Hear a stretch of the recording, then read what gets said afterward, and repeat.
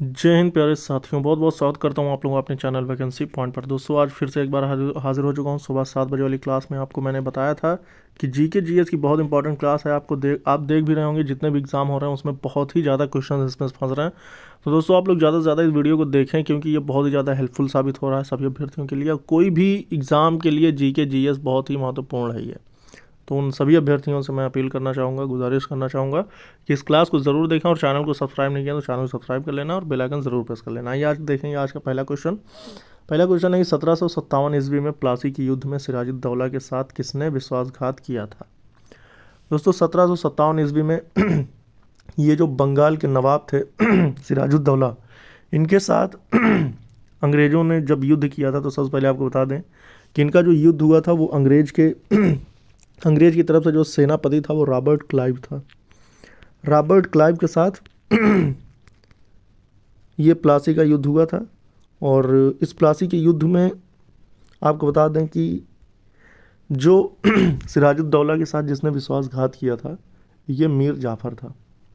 मीर जाफ़र ने बंगाल का नवाब बनने के लिए अंग्रेज़ों से बगावत कर लिया था। उसके बाद अंग्रेज़ जीत भी गए और इसे मीर जाफ़र को बंगाल का नवाब बना दिया गया था। अब उसके बाद इसके आगे बढ़ेंगे और देखेंगे दूसरा क्वेश्चन। भारतीय राष्ट्रीय कांग्रेस की पहला महिला अध्यक्ष कौन थी। 4 ऑप्शन दिया हुआ है, एनी बेसेंट, सरोजनी नायडू, विजया लक्ष्मी पंडित या फिर कादम्बिनी गांगुली। इसका जो सही ऑप्शन हो जाएगा, ऑप्शन नंबर हो जाएगा ए, एनी बेसेंट। भारतीय राष्ट्रीय कांग्रेस की पहली महिला अध्यक्ष बनी थी। और आपको बता दें कि 1917 में ही इन्होंने कोलकाता अधिवेशन की अध्यक्षता की थी। कब? 1917। इन्होंने जो एनी बेसेंट थे, बता दें कि इन्होंने बाल विवाह, जाति प्रथा, विधवा जैसी सामाजिक बुराइयों को दूर करने का प्रयास किया। और 1916 में मद्रास में होम रूल लीग की स्थापना इन्होंने ही की थी। ठीक, 1916 में। अच्छा, 1917 में ही गांधी जी भारत आए हुए थे। 1917 में गांधी जी का एक कोई आंदोलन था, उसको आप लोग कमेंट बॉक्स में ज़रूर बताइएगा। आए थे लगभग 15 में। भगवान बुद्ध ने अपना पहला धर्मोपदेश कहाँ दिया था। भगवान बुद्ध की तरफ से अगर जानकारियाँ प्राप्त, देखिए आज मैं आपको बता दूं कि भगवान बुद्ध ने जो अपना पहला धर्मोपदेश दिया था, जिसे धर्म चक्र प्रवर्तन कहा गया था, वो दिया था सारनाथ में। आपको बता दें कि बिहार के बोध गया में ही इनको ज्ञान की प्राप्ति हुई थी। अब उसके बाद बता दें कि देखिए भगवान बुद्ध ने अपना प्रथम उपदेश उत्तर प्रदेश के सारनाथ जिला वाराणसी में दिया था। बौद्ध ग्रंथों में इस घटना को धर्म चक्र प्रवर्तन कहा जाता है। उन्होंने अपने उद्देश्य जनसाधारण की भाषा पाली में दिए थे। इसके साथ ही साथ उन्होंने जो अपने उपदेश दिए वो कौशल, वैशाली, कौशाम्बी व अन्य राज्यों में भी दिए थे। बुद्ध ने अपने सर्वाधिक सबसे ज़्यादा उपदेश जो दिया था वो कौशल देश की राजधानी श्रावस्ती में दिया था। ठीक है, यहाँ पे इन्होंने सबसे ज़्यादा उपदेश दिए थे। ये किस देश की राजधानी थी? कौशल। अच्छा, पहले जो राज्य हुआ करते थे उन्हें देश के नाम से संबोधित किया जाता था। ठीक है। भारत का एकमात्र सक्रिय ज्वालामुखी अवस्थित है कहाँ पे? जो भारत का एकमात्र सक्रिय का मतलब एक्टिव वोल्केनो जो है वो कहाँ पे है? ये है आपका 29 का जो सही ऑप्शन हो जाएगा, ये होगा आपका बैरन द्वीप पर। ठीक है। अच्छा, बैरन द्वीप कहाँ है ये अगर आप जानना चाहते हैं तो मैं आपको बता दूं कि अंडमान निकोबार द्वीप समूह के बैरन द्वीप पर ये स्थित है। क्या? भारत का सबसे सक्रिय ज्वालामुखी। यह ज्वालामुखी द्वीप अंडमान निकोबार द्वीप समूह की राजधानी पोर्ट ब्लेयर से लगभग 138 किलोमीटर की दूरी पर है। ठीक। और ये भी बात है कि ये जो है ये बंगाल की खाड़ी में उपस्थित है। ठीक है। और ये दक्षिण एशिया का एकमात्र ज्वालामुखी है जहाँ अब तक 10 बार से अधिक ज्वालामुखी विस्फोट हो चुका है। और यह एक निर्जन द्वीप है। निर्जन द्वीप का मतलब यहाँ पर कोई भी निवास नहीं कर सकता है। आगे बढ़ेंगे और 30 क्वेश्चन नंबर देखेंगे तो 30 में क्या कह रहा है। 30 में कह रहा है निम्नलिखित में से किस बल के कारण पवनें उत्तरी गोलार्ध से दाईं ओर तथा दक्षिणी गोलार्ध से बाईं ओर विक्षेपित हो जाती हैं। तो किस बल के कारण होता है ये जो बल होता है 30 का? 30 सही हो जाएगा कोरियोलिस बल। कोरियोलिस बल के कारण पवनें उत्तरी गोलार्ध से दक्षिणी तथा दक्षिणी से उत्तरी हो जाती हैं। ठीक है, इस विक्षेप को सर्वप्रथम फेरेल नामक वैज्ञानिक ने सिद्ध किया था, इसलिए फेरेल नियम, इसको फेरेल का नियम भी कहते हैं। और जो कोरियोलिस बल होता है इसका प्रभाव विषुवत पर सोने तथा सबसे अधिक जो होता है वो ध्रुवों पर होता है। ठीक, फिर उसके बाद देखेंगे कि भारत में सर्वाधिक वर्षा किस मानसून के कारण होता है। जो सर्वाधिक वर्षा है वो कौन से मानसून के कारण होता है, तो 31 का जो हो जाएगा दक्षिण पश्चिम मानसून। दक्षिण पश्चिम मानसून जो है भारत में लगभग 80% वर्षा का कारण बनता है। ठीक, इस मानसून की समय अवधि जो है वो जून से सितंबर तक होती है और भारतीय उपमहाद्वीप की स्थलाकृति के कारण दक्षिण पश्चिम मानसून अरब सागरीय व बंगाल की खाड़ी जैसी दो शाखाओं में विभक्त हो जाता है। देखिए, अरब सागर शाखा का मानसून भारत में केरल राज्य में सर्वप्रथम आता है तथा पश्चिमी घाट पर्वत से टकराकर केरल के तटों पर वर्षा करता है। गारो, खासी, जयंतिया पहाड़ियों पर बंगाल की खाड़ी से आने वाले मानसून अधिक वर्षा करते हैं। तो दो मानसून बन जाते हैं, कौन कौन से? देखिए, एक अरब सागर का बनता है और एक तुम्हारा बंगाल की खाड़ी। ठीक है, आगे बढ़ेंगे। 32 देखेंगे, भारतीय शेरों का प्राकृतिक वास स्थल कौन सा है। जो भारतीय शेर हैं, तो भारतीय शेरों का जो प्राकृतिक वास है वो 32 का कौन सा ऑप्शन होगा? 32 का हो जाएगा ऑप्शन नंबर ए, गिर नेशनल पार्क, गुजरात। ठीक है, 32 में ये है कि गिर नेशनल पार्क जो है गुजरात के जूनागढ़ जिले में स्थित है। ये भारतीय या एशियाई शेरों का प्राकृतिक आवास स्थल है और ये जो है वन्यजीव अभयारण्य लगभग 1412 वर्ग किलोमीटर क्षेत्र में विस्तृत है। इस नेशनल पार्क को आपको बता दें कि कब स्थापित किया गया था, तो 1665 ईस्वी में, सॉरी 1965 ईस्वी में स्थापित किया गया था। वर्तमान में यहाँ जो है एशियाई शेरों की संख्या कितनी है? लगभग सोचो, लगभग 423 है। अब ये देखिए, लघु संविधान किसे कहा जाता है? एक ऐसा संविधान संशोधन जिसमें इतने प्रावधान जोड़े गए कि लगभग वो एक छोटा संविधान कहलाने लगा, वो है आपका 42। ये जो 42वां संशोधन था ये 1976 में हुआ था, सबसे पहले तो आप ये जान लें, और 1978 में ये हुआ था। 61वां जो हुआ था ये क्या था, इसको अगर आपको पता है तो कमेंट बॉक्स में ज़रूर बताएं। 1976 में हुआ था ये, और इसे मिनी संविधान भी कहा गया। और इस संशोधन के अंतर्गत संविधान में बहुत ज़्यादा परिवर्तन किए गए थे, जिसमें संविधान की प्रस्तावना में समाजवादी, धर्मनिरपेक्षता व एकता और अखंडता शब्दों को जोड़ा गया। और इसके साथ साथ बता दें कि 10 मौलिक कर्तव्यों को भी अनुच्छेद 51 में जोड़ दिया गया था। और इस संशोधन के अंतर्गत लोकसभा और राज्यसभा विधानसभाओं की अवधि 5 वर्ष से 6 वर्ष बढ़ाकर कर दिया गया था। और इसके साथ साथ वन संपदा, शिक्षा, जनसंख्या नियंत्रण जैसे विषयों को भी राज्य सूची से निकालकर समवर्ती सूची के अंतर्गत डाल दिया गया था। तो ये महत्वपूर्ण काम थे जो कि 42वें संशोधन में किए गए थे। ठीक है, राज्यों की शासन व्यवस्था का वास्तविक प्रमुख कौन होता है? जो राज्यों की शासन व्यवस्था होती है उसका जो वास्तविक प्रमुख होता है वो कौन होता है? तो 34 का सही ऑप्शन हो जाएगा, वास्तविक प्रमुख तो मुख्यमंत्री होता है। मतलब सारी चीज़ें मुख्यमंत्री के अंतर्गत रहेंगी। हाँ, अगर जब आपातकाल आता है तब राज्यपाल हो जाता है। ठीक है, राष्ट्रपति के द्वारा लगता है लेकिन कार्यभार राज्यपाल देखता है। ठीक, 34 में ए ऑप्शन है। और राज्यों की जो शासन व्यवस्था का वास्तविक प्रमुख होता है तो मुख्यमंत्री होता है। भारतीय संविधान के किस अनुच्छेद में है ये? तो ये आर्टिकल 164 में इसका प्रावधान किया गया है। अच्छा, इसके द्वारा क्या है कि मुख्यमंत्री जो होगा ये राज्यपाल के तहत नियुक्त किया जाएगा। वह विधानसभा के बहुमत दल का नेता होता है तथा मंत्रिपरिषदों की बैठकों की अध्यक्षता करता है। मंत्रिपरिषद के निर्णयों को मुख्यमंत्री ही राज्यपाल तक पहुंचाता है। इसके अतिरिक्त वह राष्ट्रीय विकास परिषद व राष्ट्रीय एकता परिषद का सदस्य होता है। ठीक है, 35 का क्वेश्चन देखेंगे तो चुनाव आदर्श संहिता का उल्लंघन करने वाले उम्मीदवारों पार्टियों को सजा देना किसका कार्य है? देखिए, अगर चुनाव आदर्श की जो संहिता होती है अगर इसका उल्लंघन किया जाता है तो उम्मीदवारों और पार्टियों को किसके द्वारा सजा दी जाती है? 35 का जो सही ऑप्शन होगा वो हो जाएगा ऑप्शन नंबर ए, चुनाव आयोग, क्योंकि इसको उस वक्त सारी पावर जो है मिली रहती है। देखिए इसके अंतर्गत अगर हम बात करें, भारतीय संविधान के भाग 15 में अनुच्छेद 324 से लेकर 329 तक जो है निर्वाचन आयोग से संबंधित उपबंध किए गए हैं। ठीक है, यह एक संवैधानिक निकाय है जिसकी स्थापना आपको बता दें कि 25 जनवरी 1950 को की गई थी। किसकी? चुनाव आयोग की। ठीक है, निर्वाचन आयोग का गठन मुख्य निर्वाचन आयुक्त व अन्य निर्वाचन आयुक्तों से किया जाता है, जिनकी नियुक्ति राष्ट्रपति द्वारा की जाती है। निर्वाचन आयोग के अन्य प्रमुख कार्य चुनावी क्षेत्रों का परिसीमन, राजनीतिक दलों को मान्यता व चुनावी चिन्ह प्रदान करना तथा मतदान सूचियों को तैयार करवाना है।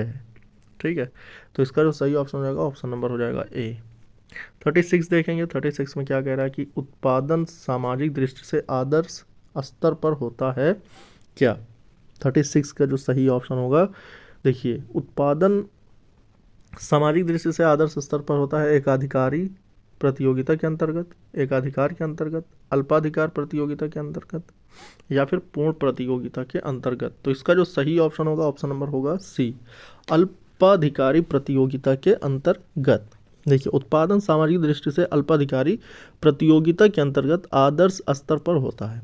भूमि, श्रम, पूंजी व उद्यम उत्पादन के 4 प्रमुख कारक हैं। ठीक, ये उद्यम उत्पादन जो होता है उसके जो 4 प्रमुख वो हैं कारक हैं, वो कौन कौन से हैं? देखिए भूमि, श्रम,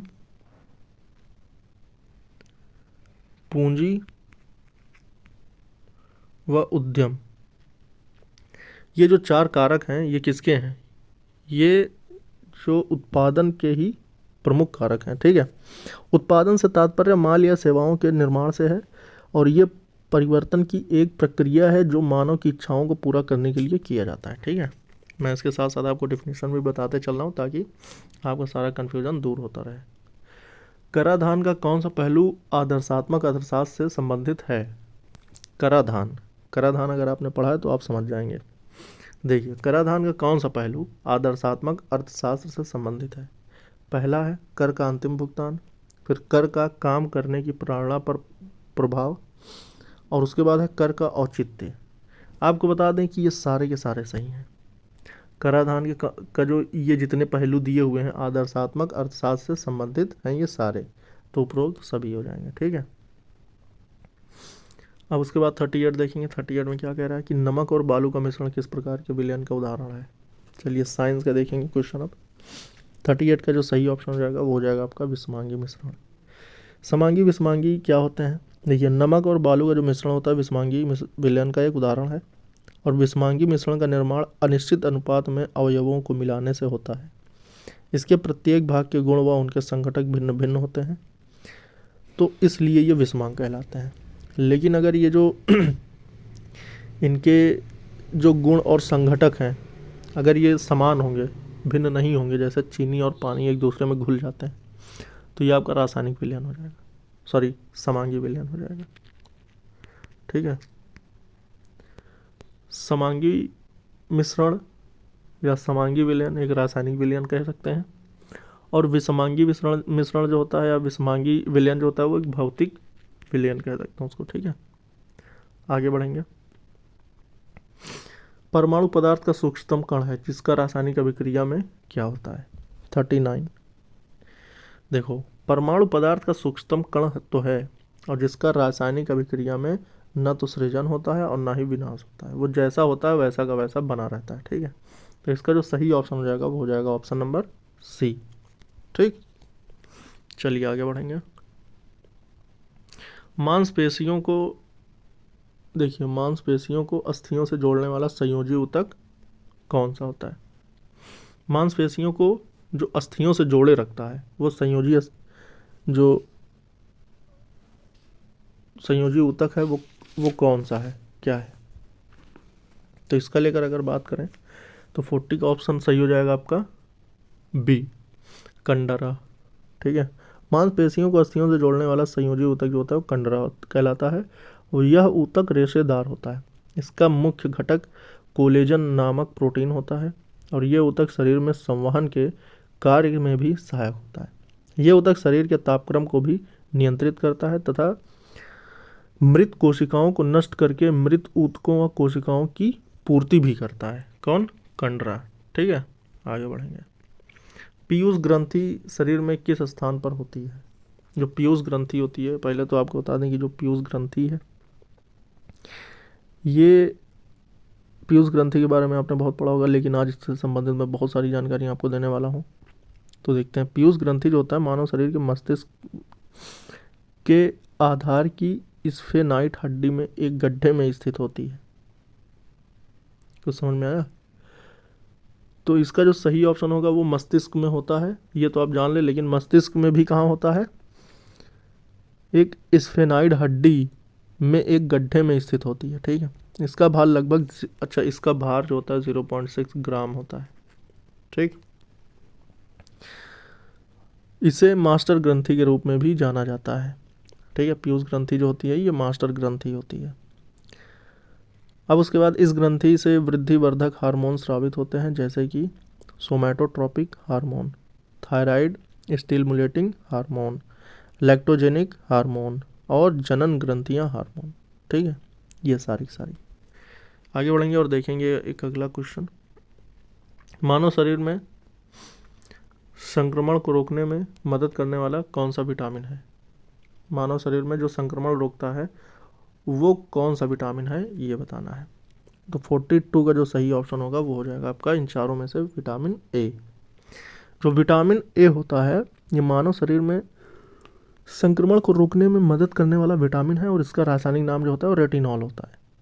ये विटामिन की दृष्टि रंगों के संश्लेषण तथा एपिथीमियोमी स्तरों की वृद्धि विकास में सहायक होता है। इस विलयन की कमी से रतौंधी नामक रोग हो जाता है और इसके प्राकृतिक जो स्रोत हैं वो आपको पता ही है, दूध है, मक्खन है, अंडा है, यकृत है, मछली का तेल और हरी सब्जियां, ये सब तमाम चीज़ें हैं। ठीक है, 43 देखेंगे। 43 में क्या कह रहा है? 43 में ये है, निम्नलिखित में से कौन सा जीव वायु प्रदूषण के सूचक का कार्य करता है?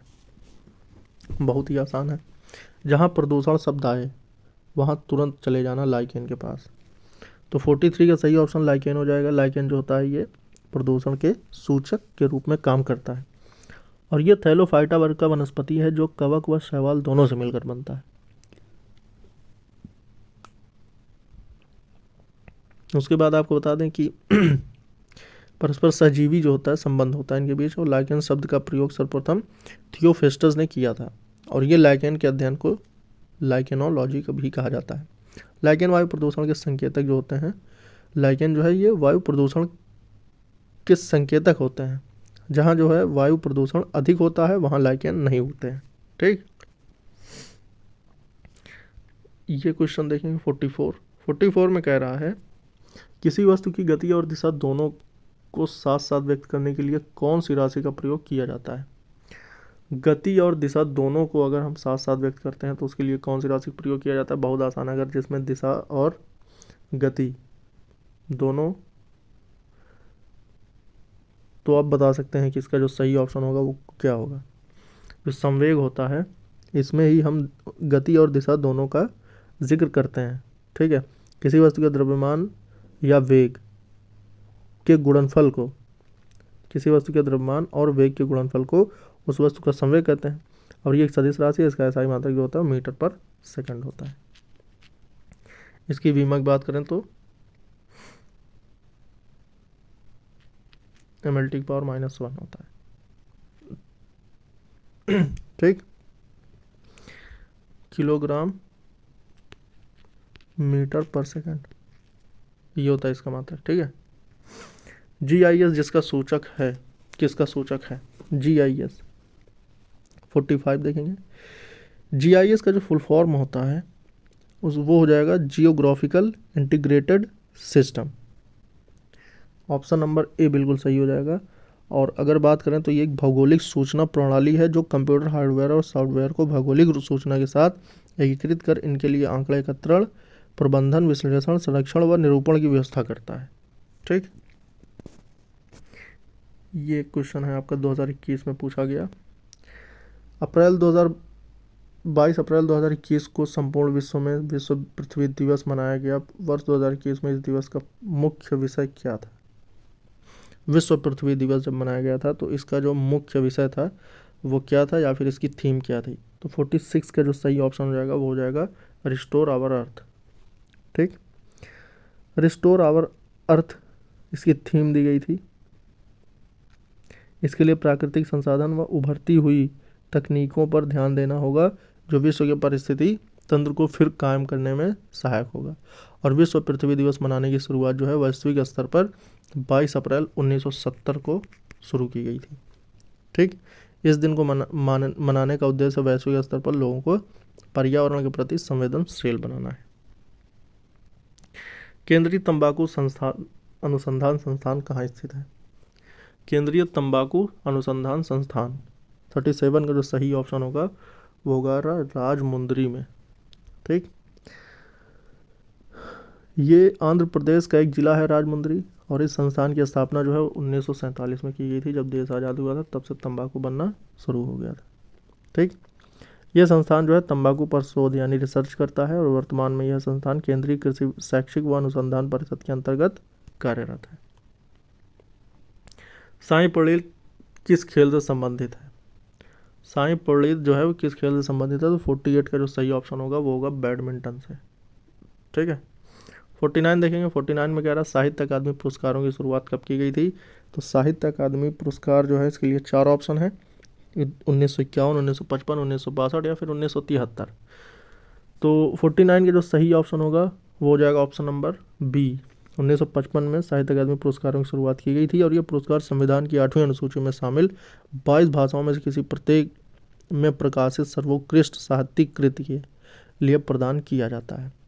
अच्छा, इसका जो इसमें क्या मिलता है? तो देखिए, एक तो प्रशस्ति पत्र मिलता है आपको, और इसके साथ साथ आपको मिलता है 50,000 रुपये की एक नकद राशि।